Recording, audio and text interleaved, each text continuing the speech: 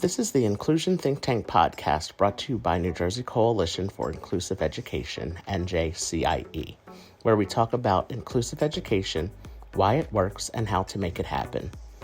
On today's episode, I welcome my guests, Monica Ahern and Maureen Piccoli-Kern. In this, part one of our conversation, Monica and Maureen share what has surprised them most, having both worked in school districts and now as parent advocates. They also share some of the common challenges that parents face when they are pushing toward an inclusive education environment for their children.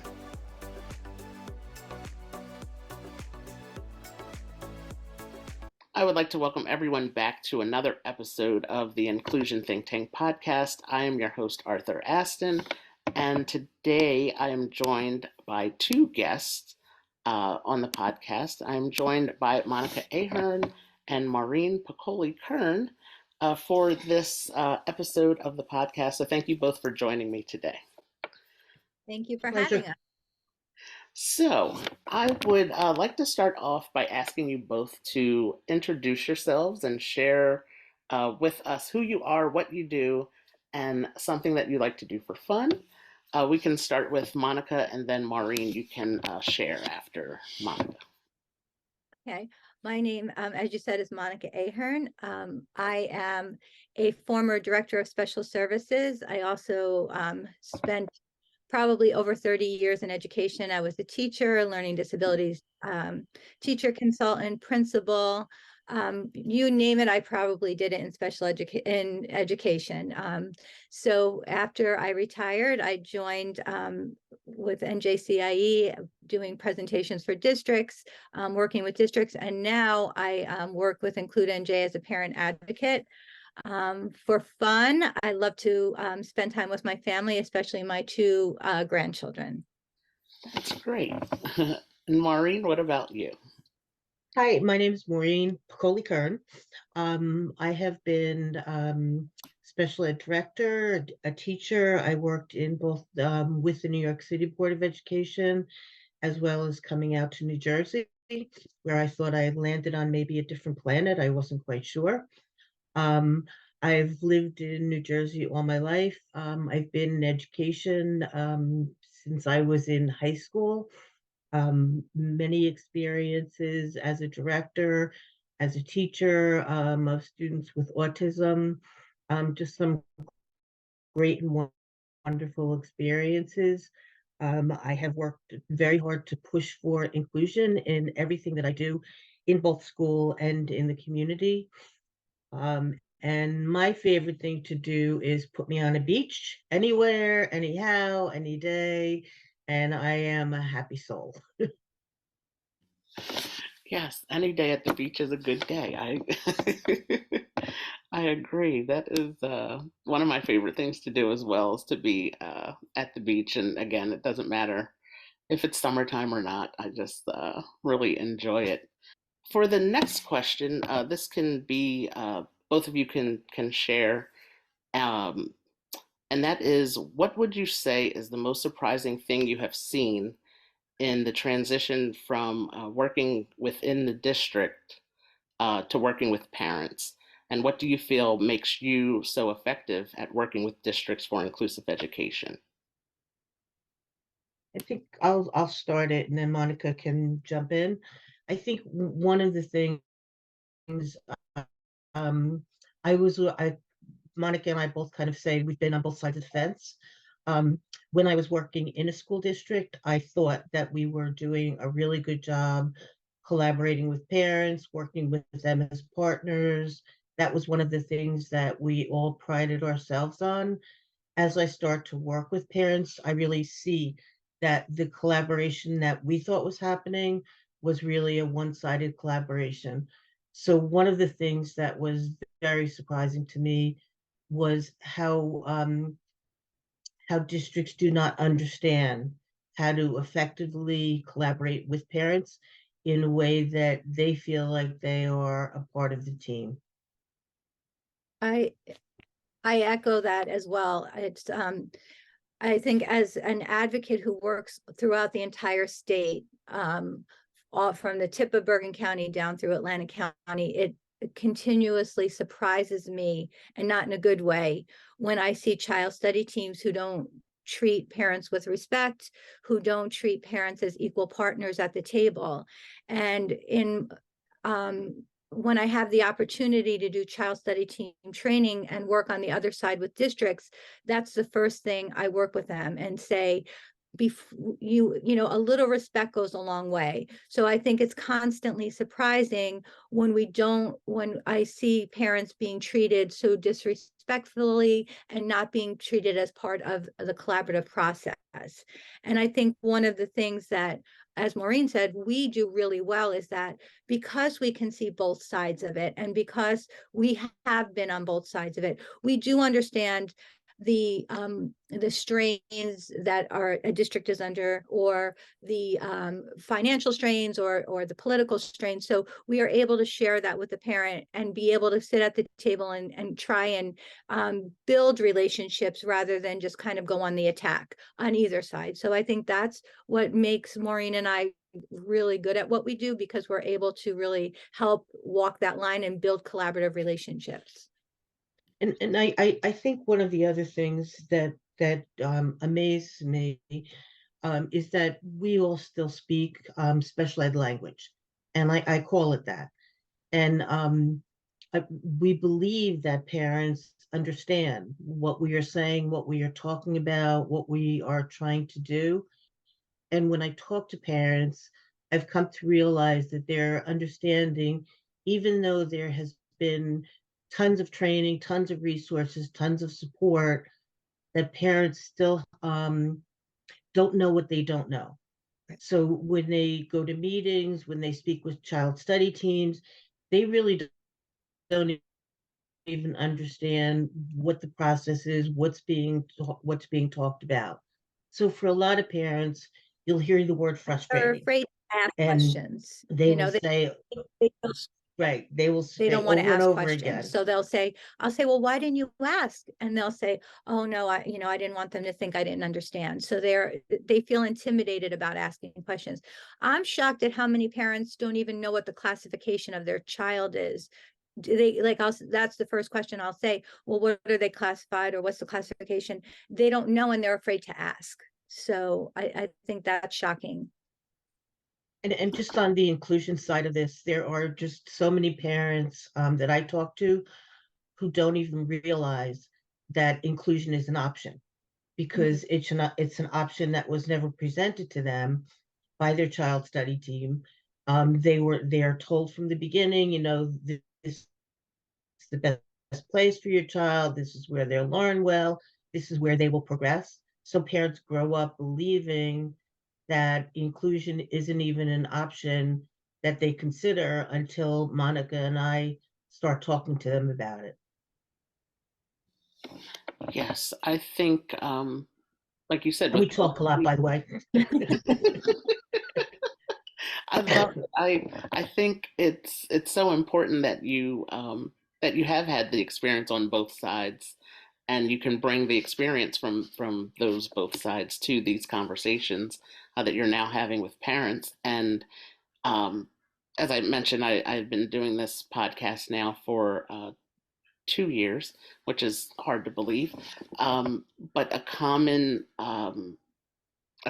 thread amongst a lot of the guests that I have, they talk about the importance of the collaboration, and the lack of collaboration that that exists, and that is something that still needs to be worked on in a lot of districts. And but when there is the correct collaboration that takes place, and how it can lead to successful inclusion, and so I always love hearing that, how although my guests have not all been on the same podcast episode, they all say very similar things a lot of times. So that's really really great to hear. So both of you mentioned that you currently are working with Include NJ.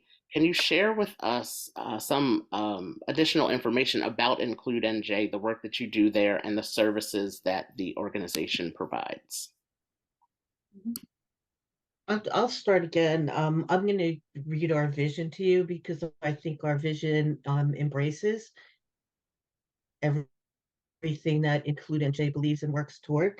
And our vision is that we envision a world where people of all ages and abilities are valued, respected, and included. And that is the vision, and that is the mission that we work towards. So when we talk about Include NJ, we always have our eye on that vision, and we try to hold true to that vision. So I will leave that there and let Monica talk about Include NJ. So Include NJ is really, our purpose is to work with parents and empower parents so that they can be the advocates for their child.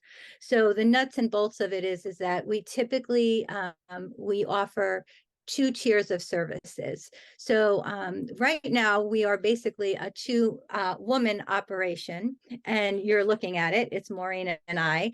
And so tier 1, usually you will get Maureen, and Maureen will work with parents to, she'll review IEPs, she'll talk with parents, she'll kind of figure out what help she can provide the parents. We kind of say behind the scenes. So she's working with parents, she's helping them write letters to the district, helping them fight for inclusive opportunities for their child. Sometimes it's just in small areas like push-in therapy. Sometimes it's in big areas where the student is in a self-contained class and we're trying to get them into a general education class. So tier 1 services really is empowering the parent, teaching the parent, helping them understand what the IEP should look like, what the IEP can contain. One of Maureen's biggest thing is always training for school personnel. So that's a little piece of the IEP that often gets overlooked, and that's Maureen's, where she jumps in and says, what kind of training can we make sure that your teacher or your para gets to make sure that your child is getting what they need? Our goal is always to try and keep tier 1 because we really want to empower that parent. Sometimes the communication or the collaboration falls flat at that point, and the district is kind of like, nope, absolutely not. We're not moving. So then the parent would get pushed up to tier 2, and that's where I come in, and I'm the outside or the third party who comes in to try to facilitate better conversation, collaboration. I will attend IEP meetings or 504 meetings with parents. Sometimes I'll, again, go over IEPs, write letters, help them draft letters, whatever the parent needs, but I'm much more visible. Oftentimes at that point, we're filing for mediation or the district attorney's involved. So I'll communicate with the district attorney for the parent. So I become more visible, and we try and work towards whatever problems at all times, empowering the parent, teaching the parent the process, and really helping them learn how to advocate for their child through the whole thing. If we really can't settle it by due process, we then will refer out to attorneys. We have attorneys who work with us, some pro bono, some on a sliding scale, and then we refer out. But we try not to get to that point. We try to really help and empower parents before then, because the parent has to work with the district for the entire, sometimes we get kids at age 3, right? They have 18 more years to work with the district. So we really want to make it a very collaborative relationship. And the last thing we want to do is start getting everybody's backs up. So we try and facilitate a relationship that is collaborative, but always, always, always in the best interest of the child, right? So I think the one thing that Maureen and I always do is what's in the best interest of the child and work from there and help, because that's what the parent wants. Did I leave anything out? There's 2 other things I think that are important to know. Both Monica and I, because we've been in the system for so long, know a lot about outside resources. So if a parent needs to connect with the CMO, the Care Management Organization, the Children's System of Care, if a parent needs to connect with DDD or DVRS or, the alphabet soup of agencies that are out there that, all have their own application, their own process. Monica and I are able to walk the parents through that. Because I think, as we all know, educating a child is not just about a school and a building. It's a community-wide effort. So the more we can engage the community in helping the parent, helping the child, the better off the parent will be. And the other thing that we have started to do is work with districts who are looking to either create or enhance their CPACs. So every district is required by code to have what's called a CPAC. Some of them are very effective, and some of them are really, searching out help. So Monica and I have been engaged with a couple of districts to really help them, because their goal, which is a wonderful goal, is to help create a more inclusive community. So not just a school, not just a district, but an entire community. And we've been, I think, very successful in working with CPACs and helping create them. What should they look like? How do you kind of, navigate this whole CPAC thing? And we want parents to take ownership of CPACs. Right now, in a lot of districts, most of the special ed director, or mostly the special ed director, has sort of ownership of the CPAC. What we are trying to do is, again, empower parents so that the CPAC becomes theirs. It becomes their voice to the Board of Education, to the superintendent, as well as the community. And for those who don't know, a CPAC is the Special Education Parent Advisory Group. So every district, because Maureen's talking in special ed alphabet That's soup. right. So every district is required by special education code to have this group. It's a parent advisory group. So if you are listening and your district doesn't have one, you can call Include NJ and we will help you set one up. That's something that we do, but you are required. So we have been working with those. A tidbit of information, just so you know, Maureen and I have been working together for over 24 years at this point. So she hired me and gave me my first administrative job. So I always refer to her because she forever will be my boss. So she always she always takes the lead. It's really amazing work that you all are doing, and Maureen, I appreciated what you said there toward the end about it being the inclusive community, and outside of the school, like, because that is it's so true. It applies to all areas of the community where this can it's important on all areas, because the children with disabilities are not just in the school buildings, they are in the community. So to make that extension beyond the school walls is so important. And you all started talking about this a little bit earlier, but can you share some of the common challenges that parents face when they are pushing for inclusive education for their children? I think one of the biggest challenges we see parents face is, I always say that no one goes into education to get rich, right? Everyone goes into education because they feel like they're doing the right thing for kids. So when parents go to an IEP meeting, oftentimes teachers, child study team members, directors are telling parents that the best thing they can do for their child, and if they really love and care for their child, they will put them in a small class, a self-contained class with one-to-one instruction, and that's where they're going to learn best.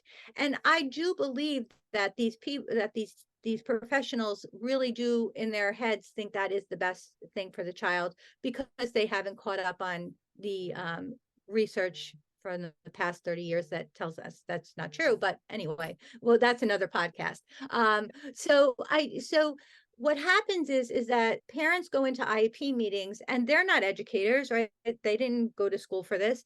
And they're listening to these professionals who tell them, if you love your child, if you want your child to learn, you have to do what's best for your child. And that is non-inclusion. That is putting them in the small class with one-to-one, not with their typical peers, and that's what they're going to learn. So I think one of the greatest challenges is that they have professionals telling them that this is the right thing, even though they feel or they know that it's not.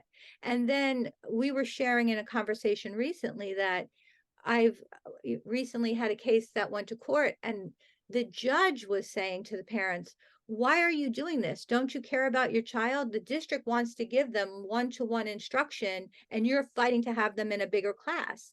And then even some medical doctors are saying, well, don't you want, your child belongs in a one-to-one. So the challenge for the parent is to stand up against teachers, child study team members, medical doctors, right? We all listen to our doctor, judges who really don't understand the benefits of inclusive education.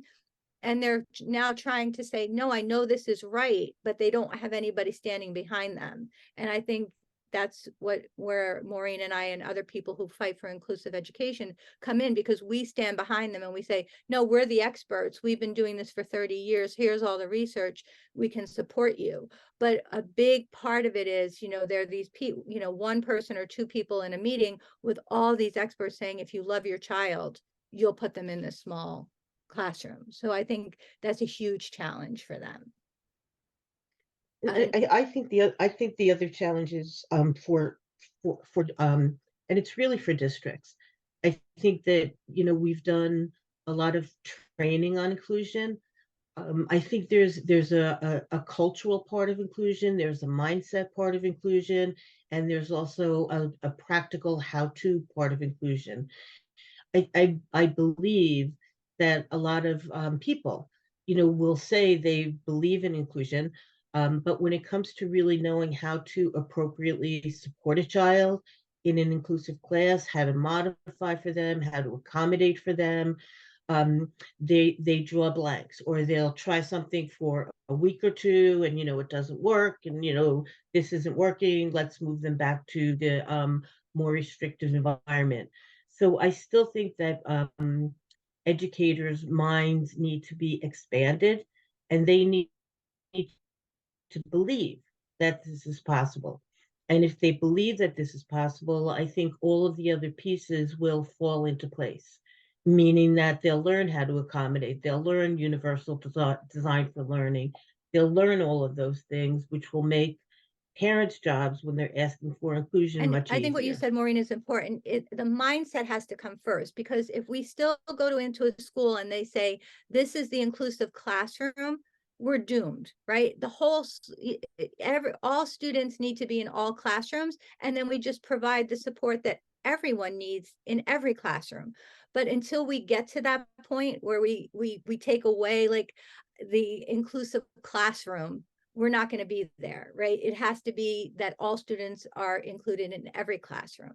So the mindset has to come, and then we can continue to teach. But there's a lot of teachers and even principals who feel like, oh, these students belong here. It's still a segregation, and they have to earn their way in. Another big challenge is regardless of what the Supreme Court has said, people still think kids have to earn their way into general education. We see that a lot. Oh, they have to, have, zero behaviors, or they have to be on this reading level, or they have to be in general education. So these are all challenges that parents are fighting day after day after day, and it becomes a full-time job for the parent, and it becomes exhausting. And if they don't have the right support, it just wears you down after a while, especially parents who are working sometimes more than one job, two jobs, or they have multiple children, and then they're dealing with whatever the disability is, the medical piece of it, and all the other,